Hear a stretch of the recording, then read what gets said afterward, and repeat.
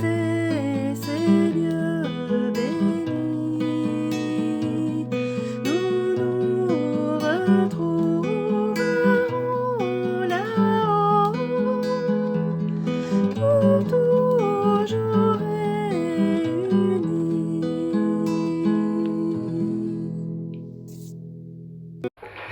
J'espère que vous allez tous bien. Donc aujourd'hui, je suis content de pouvoir faire cette prédication. Ça fait quelques mois maintenant que j'en avais plus fait parce que je suis fort pris avec d'une part mon travail, ma famille, mais aussi les études à l'Institut biblique, et aussi avec le groupe de jeunes.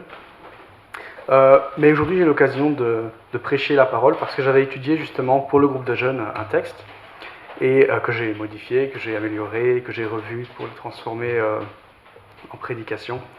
Alors je rassure les jeunes qui ont déjà entendu le message, ce sera encore je pense édifiant, ce ne sera pas exactement la même chose que la dernière fois, donc vous en faites pas, ce ne sera pas juste... voilà, je ne redirai pas exactement la même chose, donc vous pouvez rester. Alors, je ne vais pas faire non plus une prédication de circonstances par rapport à ce qui s'est passé il y a quelques jours, vous le savez, avec toutes les intempéries, tous les ravages et aussi les victimes. Néanmoins, je pense que le texte que je vais aborder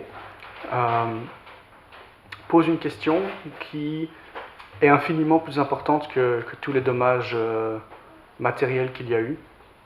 C'est une question qui est peut-être osée, mais qui est importante. Et le texte que nous allons lire ensemble nous amène en fait à nous poser cette question-là.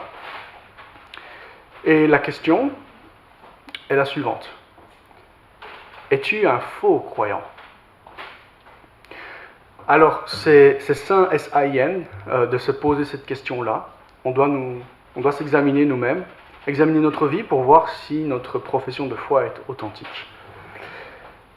Le texte qu'on va aborder se trouve dans l'évangile de Matthieu, au chapitre 7, versets 21 à 23. Donc, l'évangile de Matthieu, au chapitre 7, versets 21 à 23. Ce court texte, il se situe dans un ensemble plus grand qu'on appelle le Sermon sur la montagne, que vous connaissez sûrement, qui occupe les chapitres 5 à 7 de l'évangile de Matthieu.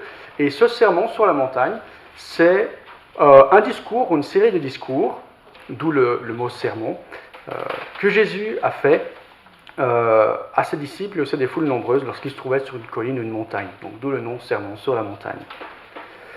Alors on ne va pas entrer dans les détails du contexte, on va aller directement dans le texte, je pense qu'il se suffit à lui-même. Donc on va lire Matthieu chapitre 7, versets 21 à 23. Quiconque me dit, donc c'est Jésus qui parle, quiconque me dit « Seigneur, Seigneur », n'entrera pas forcément dans le royaume des cieux, mais celui-là seul qui fait la volonté de mon Père qui est dans les cieux.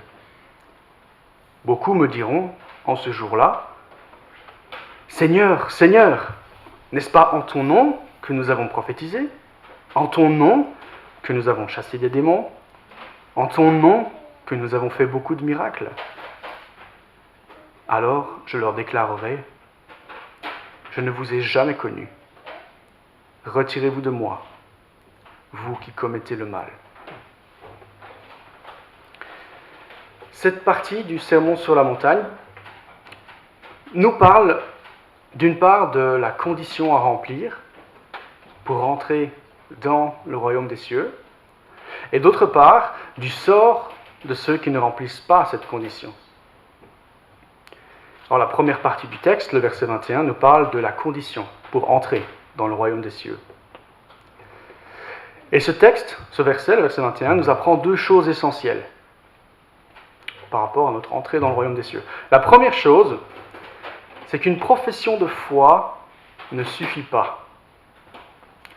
Dire que Jésus est Seigneur ne nous donne pas automatiquement accès au royaume des cieux. Donc dire que Jésus est Seigneur n'est pas suffisant. Donc le début du verset 21, « Quiconque me dit Seigneur, Seigneur, n'entrera pas forcément dans le royaume des cieux. » La deuxième chose essentielle qu'on apprend du verset 21, c'est qu'accomplir la volonté de Dieu est nécessaire pour entrer dans le royaume des cieux. C'est la suite du verset. Mais celui-là seul qui fait la volonté de mon Père qui est dans les cieux. C'est celui-là qui entre dans le royaume des cieux. Le royaume des cieux, qu'est-ce que c'est? Dans les textes parallèles de l'évangile de Luc, Luc utilise plutôt l'expression royaume de Dieu. Mais on retrouve également dans l'évangile de Matthieu l'expression royaume de Dieu. Donc ici, il n'y a pas de difficulté. Le royaume des cieux, c'est synonyme de royaume de Dieu. Il n'y a pas de différence entre les deux, c'est la même chose. Donc ici, lorsqu'on parle du royaume des cieux, c'est la même chose que le royaume de Dieu. Entrer dans le royaume de Dieu, dans le royaume des cieux, qu'est-ce que ça veut dire? Alors, dit de manière très simple, ça veut dire, celui qui entre dans le royaume des cieux, c'est celui qui jouit de la vie éternelle. C'est celui qui est dans une relation droite avec Dieu, celui qui va passer l'éternité avec Dieu. Donc celui qui est sauvé, en d'autres termes. Celui qui n'entre pas dans le royaume, c'est celui qui en est chassé, qui ne jouit pas de la vie éternelle, et donc celui qui est destiné à l'enfer. Donc pour avoir accès au paradis, pour aller au ciel, pour faire simple, il faut remplir la condition suivante. Ne pas seulement dire que Jésus est Seigneur, mais accomplir la volonté de Dieu. La deuxième partie du texte, donc les versets 22 à 23, nous parle du sort de ceux qui ne remplissent pas la condition, donc de ceux qui n'accomplissent pas la volonté de Dieu. La première chose qu'on apprend sur ces personnes, c'est le premier mot du verset 22, c'est qu'ils sont beaucoup. Beaucoup. Et ces personnes, donc là on se situe dans, le texte nous dit en ce jour-là. Donc ici, on doit s'imaginer qu'on est en ce jour-là, ça veut dire quoi? C'est le jour du jugement. C'est une expression qui est utilisée dans l'Ancien Testament pour parler du jour où Dieu interviendra pour sauver son peuple et pour faire rendre des comptes aux ennemis de son peuple. Donc beaucoup de personnes, en ce jour-là, au jour du jugement, diront à Jésus, « Seigneur, Seigneur !» Donc ces personnes se réclament d'appartenir à Jésus, ils l'appellent leur Seigneur. Et là, écoutez ce qu'ils disent à Jésus, ce qu'ils vont dire à Jésus. « N'est-ce pas en ton nom que nous avons prophétisé, en ton nom que nous avons chassé des démons, en ton nom que nous avons fait beaucoup de miracles ?» Donc beaucoup de personnes au jour du jugement vont s'identifier en tant que chrétiens et vont se vanter d'avoir fait des choses extraordinaires, d'avoir un CV spirituel vraiment impressionnant, spectaculaire. Et alors, nous on pourrait penser que ces personnes-là, elles sont vraiment spéciales, qu'elles sont choisies par Dieu pour faire des choses extraordinaires.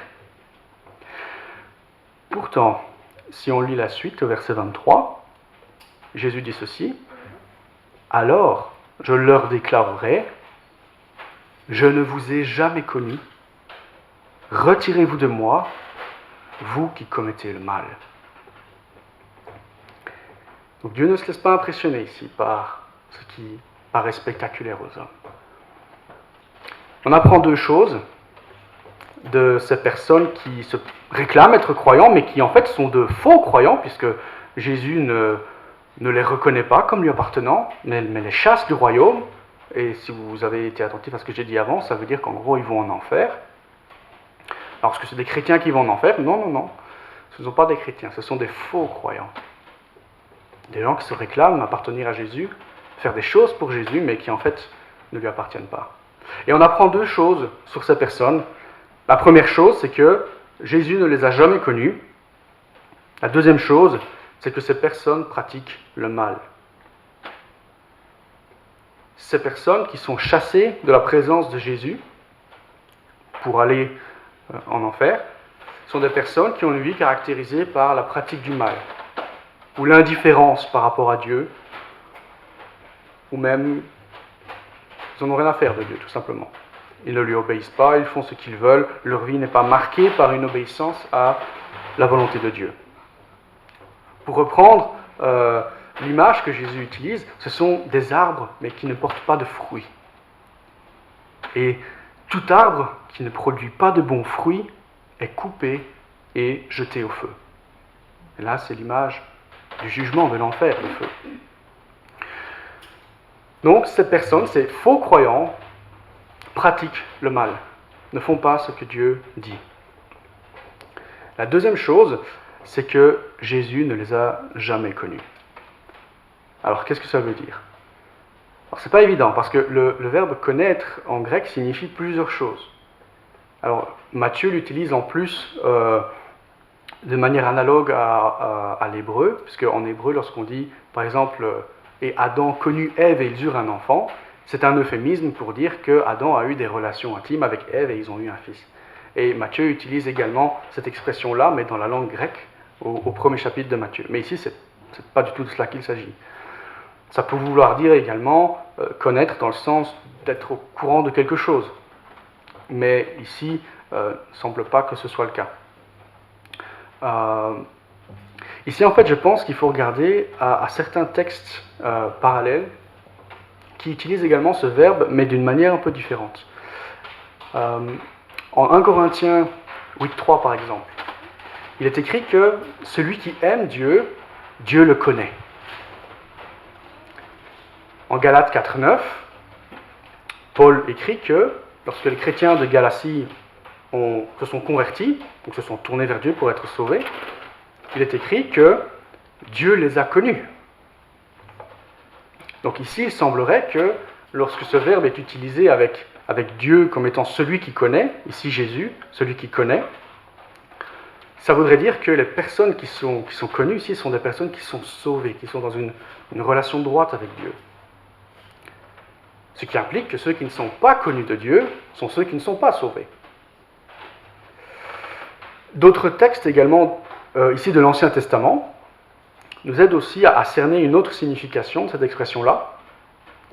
Notamment en Genèse 18-19, il est écrit littéralement que Dieu a connu Abraham afin qu'il ordonne à ses fils et à toute sa maison de garder la voie de l'Éternel, etc. Mais dans presque toutes les Bibles françaises, il est écrit « Et Dieu a choisi Abraham ». On a la même chose dans le livre d'Amos 3.2, mais cette fois-ci en parlant du peuple d'Israël. Dieu a connu le peuple d'Israël.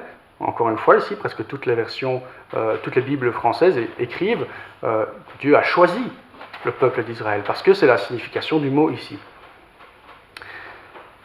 Et donc ici, je pense qu'on arrive plus ou moins à cerner la signification de cette phrase-là, et je pense que ce n'est pas du tout impossible que l'auteur de l'évangile de Matthieu utilise cette expression qu'on retrouve dans l'Ancien Testament pour dire que ceux qui seront chassés du royaume sont ceux que Dieu n'a pas choisi d'être sauvés. Dieu choisit, fait grâce à qui il veut faire grâce, Dieu a compassion de qui il a compassion. Et ces personnes-là, ces faux croyants, ne font pas partie de ces personnes. Dire que Jésus est Seigneur, sans faire ce qu'il nous ordonne, ne nous apportera rien. Pour entrer dans le royaume des cieux, dans le royaume de Dieu, il faut remplir une condition. Pas seulement dire que Jésus est Seigneur, mais accomplir la volonté de Dieu.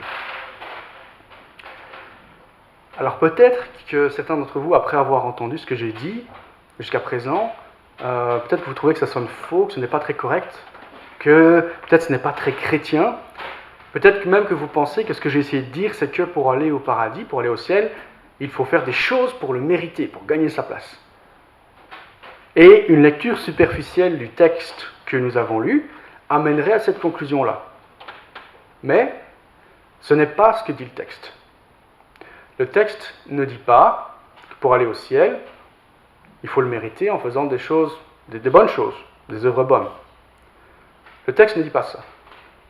Le texte dit que celui qui fait la volonté de Dieu entrera dans le royaume de Dieu, dans le royaume des cieux. Le texte énonce ici une condition. Mais une condition n'est pas nécessairement la cause. Pour vous donner un exemple, imaginez que vous êtes invité par le roi Philippe à visiter le palais royal et à dîner avec lui. Alors vous recevez une lettre avec toutes les informations dont vous avez besoin, les autorisations, etc. Et dans cette lettre, vous avez également une information importante. La date et l'heure. La condition pour que vous rencontriez le roi, c'est que vous y alliez à la date et à l'heure indiquée. Mais ce n'est pas là la cause de votre rencontre avec le roi. La cause, c'est son invitation. Mais la condition, c'est que vous arriviez à l'heure et à la date. Pareillement, le texte ici de Matthieu, en chapitre 7, n'indique pas la cause de notre entrée dans le royaume des cieux, mais une condition. Les personnes qui entreront dans le royaume de Dieu sont des personnes dont la vie est marquée par la pratique de la volonté de Dieu, par l'obéissance à Dieu. Ce texte ne nous appelle pas à essayer de gagner notre ticket pour aller au ciel en faisant des choses bonnes. Non, ça ce n'est pas le christianisme. En revanche, ce texte implique la nécessité d'une vraie conversion, la nécessité d'une conversion authentique. Ça, c'est ce qu'implique le texte. Se convertir, c'est quoi? C'est simplement se tourner vers Dieu en abandonnant ses idoles, en abandonnant ses péchés, et en étant disposé à obéir Dieu de tout notre cœur, de toute notre force. La conversion, qui paraît à nos yeux comme une démarche fondamentalement humaine, est en fait une œuvre divine. C'est Dieu, par son Esprit Saint, qui régénère, qui transforme l'être humain pécheur pour qu'il soit capable de se tourner vers Dieu dans la repentance et la foi. Par nous-mêmes, c'est impossible. Cette transformation que l'Esprit opère, Dieu l'a fait, non pas sans rien, l'Esprit n'agit pas sans rien, mais il agit au travers de la proclamation de la bonne nouvelle. En 1 Pierre, chapitre 1, verset 23, il est écrit que nous avons été régénérés, non pas par une semence corruptible, mais par une semence incorruptible qui est la parole de Dieu, la bonne nouvelle de l'Évangile. Et cette bonne nouvelle répond à la mauvaise nouvelle selon laquelle tous les êtres humains sont pécheurs, sont ennemis de Dieu. Par nature, c'est ce que nous sommes.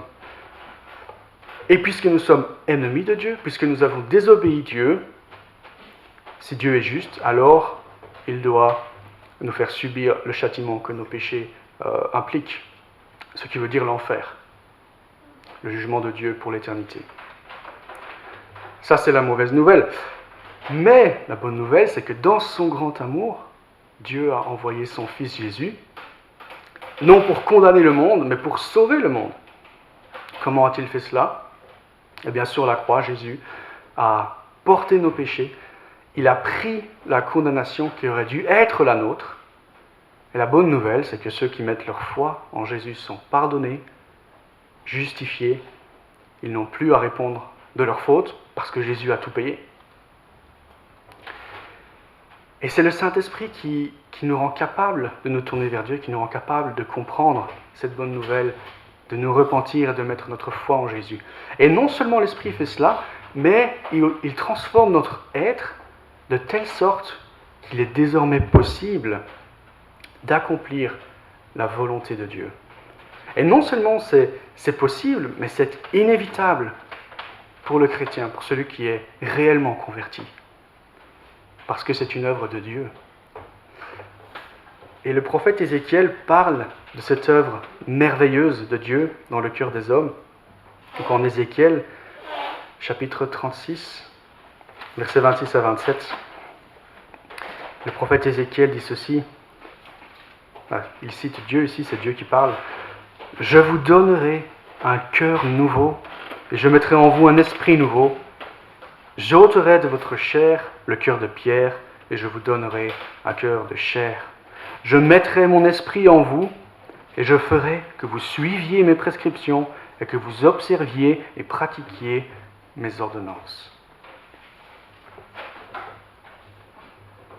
Si donc tu crois en l'Évangile, Si donc tu crois que Jésus est mort pour toi, qu'il a porté tes péchés à la croix, et que ta vie est marquée par l'obéissance à Dieu, une obéissance sincère, pas simplement le fait de faire des rites sans que le cœur y soit, non, mais si tu crois en l'Évangile et que ta vie est marquée par une obéissance sincère à Dieu, sincère, mais c'est vrai que imparfaite, mais sincère, alors tu peux avoir l'assurance que Dieu est à l'œuvre en toi.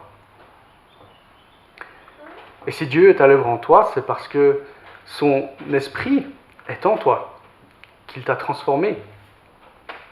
Et si l'esprit est en toi, c'est parce qu'il habite en toi, et s'il habite en toi, c'est parce que tu appartiens à Jésus, que Jésus te connaît.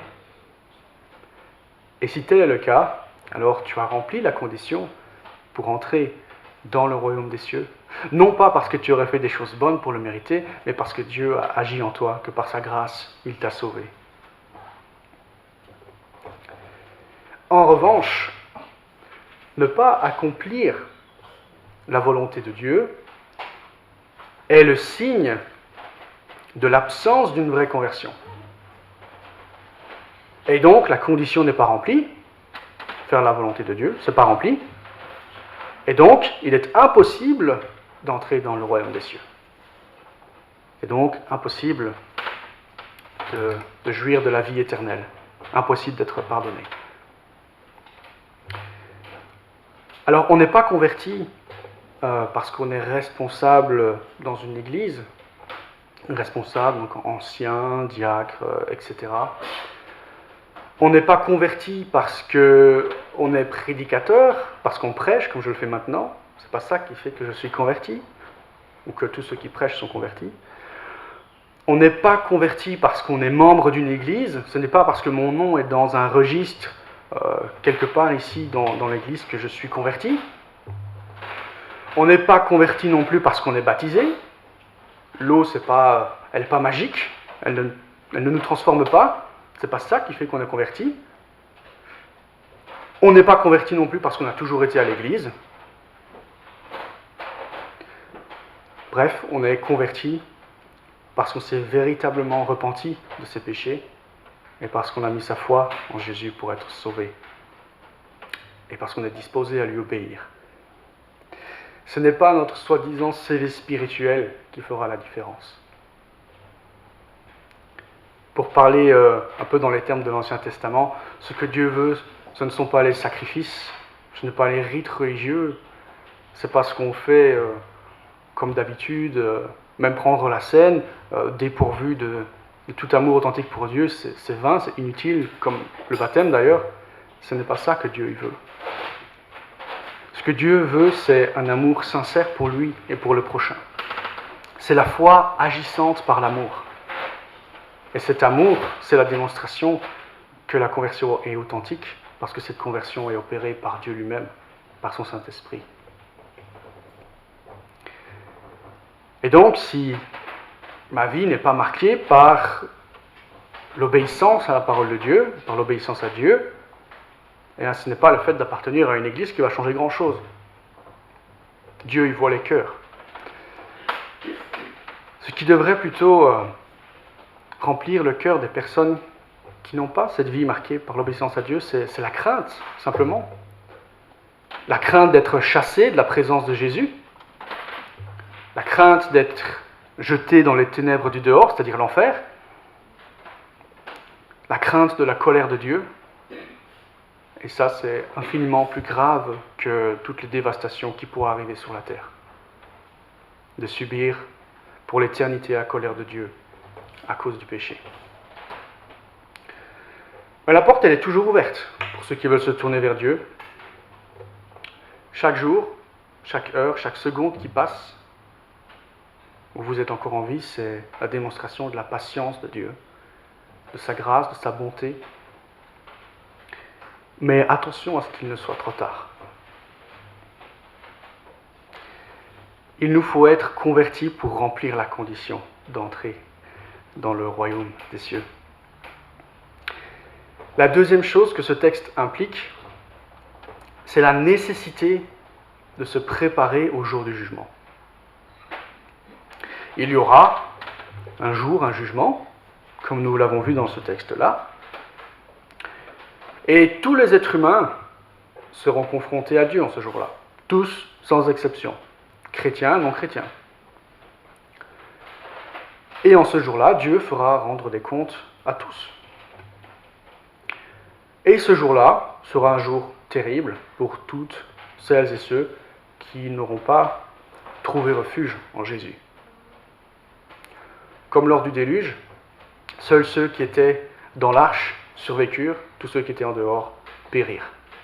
Ce sera la même chose. Et donc, en tant que chrétiens, saisissons les occasions d'avertir, de prévenir les gens qui sont autour de nous que oui, un jour, Dieu fera justice. Un jour, Dieu fera rendre des comptes à chacun. Alors, c'est sûr que c'est pas du tout à la mode de prêcher qu'un jour il y aura un jugement. Mais si vous voulez prêcher la bonne nouvelle de Jésus, vous n'avez pas le choix. S'il n'y a pas de jugement, il n'y a pas de mauvaise nouvelle, puisque Dieu ne fera pas rendre des comptes. Et si Dieu ne fera pas rendre des comptes, de quoi est-ce que j'ai besoin d'être sauvé? Donc, pour proclamer la bonne nouvelle, pour proclamer l'évangile, il faut aussi avertir du jugement à venir. Avertir du jugement à venir et proclamer la bonne nouvelle que Jésus est mort pour nous sauver. Et donc, pensons à nos familles, à nos amis, nos collègues, voisins, les gens que nous rencontrons, peut-être une seule fois. Saisissons les occasions qui se présentent. Et nous, chrétiens, comment nous préparons-nous à cette rencontre? Comment nous préparons-nous à rencontrer celui qui existe de toute éternité, celui qui est 3 fois saint, en qui il n'y a pas de péché, en qui il n'y a aucun mal, aucune souillure, celui qui est parfait, qui est amour, qui est riche en bienveillance, lent à la colère, celui qui ne tolère pas le péché, et celui aussi qui a revêtu forme humaine pour venir parmi nous et porter la condamnation que nous méritons. Comment est-ce qu'on se prépare à cette rencontre-là avec le Seigneur? Est-ce qu'on y pense en fait? Ou est-ce qu'on est trop absorbé par ce qui se passe ici-bas? Est-ce qu'on est trop absorbé peut-être par des gadgets comme la tablette que j'ai ici parce que je n'ai pas su imprimer mes feuilles, ou les téléphones, les télévisions, ou les journaux? Est-ce qu'on y pense? Et quelles sont nos priorités? Pour vous aider à répondre à cette question-là, imaginez la situation suivante. Donc vous vous trouvez en ce jour-là, donc le jour du jugement, face au Seigneur Jésus.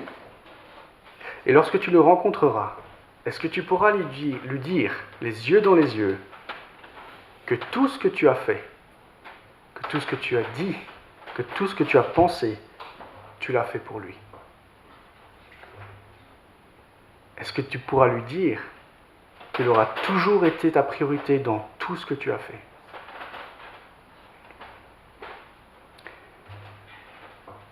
Durant le mois qui s'est écoulé, donc fin juin, début juillet, on a eu un événement sportif majeur, l'Euro de foot de 2020. Et j'aimerais poser la question suivante. Qui est-ce qui a passé plus de temps à regarder les matchs de l'Euro qu'à prier et à lire la Bible? On pourrait prendre autre chose. Qui est-ce qui a passé plus de temps à regarder des séries plutôt qu'à prier et à lire la Bible? Ou, je ne sais pas moi, être sur YouTube, sur une tablette, un téléphone, aujourd'hui il y a tellement de choses. Quelles sont nos priorités?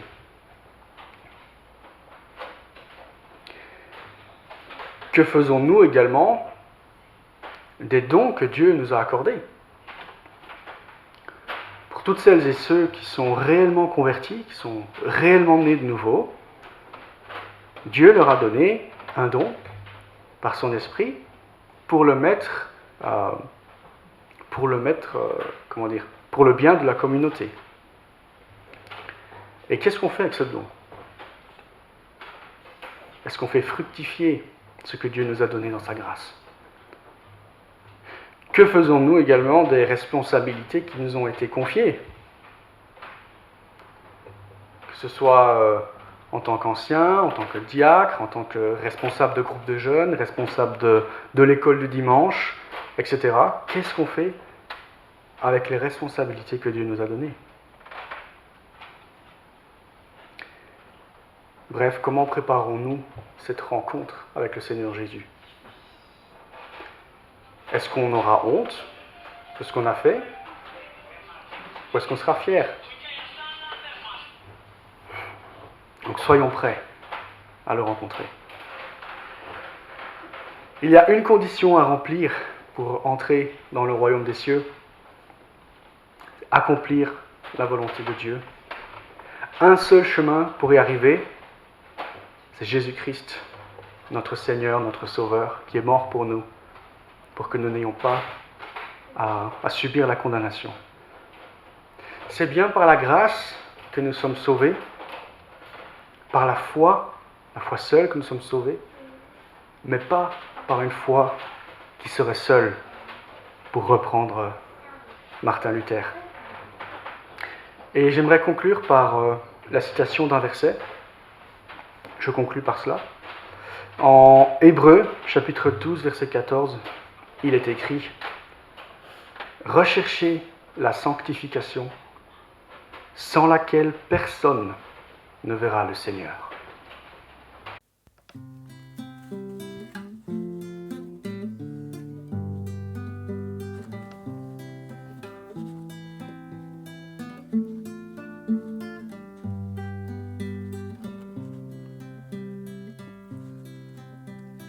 Enseigne-moi, Seigneur, enseigne-moi. Garde mon faible cœur, enseigne-moi. Que dans un chemin droit, je marche par la foi, les yeux fixés sur toi. Enseigne-moi. Seigneur, dans la douleur, enseigne-moi. Sur la mer en fureur, dirige-moi. Et dans la sombre nuit, si ton regard me suit, si ta main me conduit, j'irai sans peur. Par ton esprit, Seigneur, enseigne-moi à vivre à ton honneur où que je sois, jusqu'au bout du chemin, que je reste en ta main. Sois mon constant soutien, enseigne-moi.